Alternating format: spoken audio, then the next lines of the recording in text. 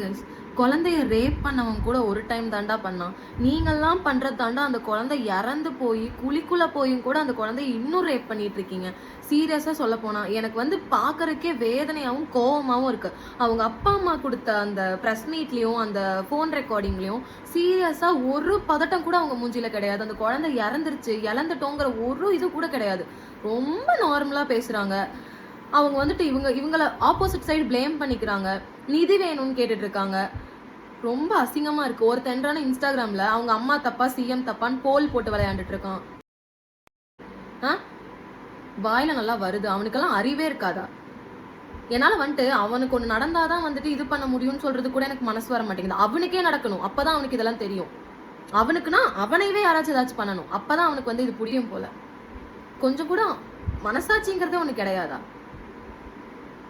ஒருத்தங்கன்றானா press மீட்ல சிரிச்சிட்டு இருக்காங்க. என்ன அப்படி சிரிக்கிறதுக்கு என்ன இருக்குன்னு எனக்கு தெரியல சாமி. சீரியஸா இந்த குழந்தைய திருப்பி வந்துட்டு யார் பண்ணது தப்பு, இவங்க பண்ணது தப்பா, அவங்க பண்ணது தப்பான்னு நீங்க எல்லாரும் தான் வந்து இது பண்ணிட்டு இருக்கீங்க.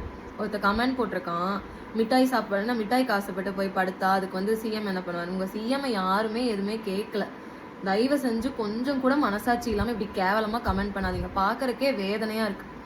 10 வயசு குழந்தைன்னா மிட்டாய் காமிச்சா போகத்தான் செய்யும். அது எப்படி நீ வந்து அவ்வளோ கேரக்டர் அசசினேஷன் பண்ணுவ ஒரு குழந்தைய? அசிங்கமா இல்லை உனக்கு?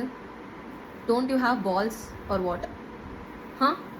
நீ உண்மையிலேயே வந்துட்டு எனக்குமே வீடியோ போடுறதுக்கு கூட பயமா இருக்கு. ஏன்னா யாரையும் எங்கேயோ பேசினா கூட நீங்க வந்து உங்க சிஎம் பேசுறோம்னு சொல்லிட்டு வந்து ஏதாவது பண்ணிட்டீங்கன்னா என்ன பண்றது?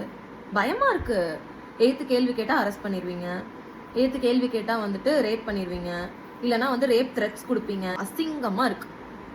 அந்த குழந்தை இறந்துருச்சு. எல்லாரும் ஒரு 2 செகண்ட் அந்த குழந்தைக்காக ப்ரே பண்ணிக்கோங்க. அவளுக்கு ஒரு ஜஸ்டிஸ் கிடைக்கணும். பாவம், அவ்வளோதான்.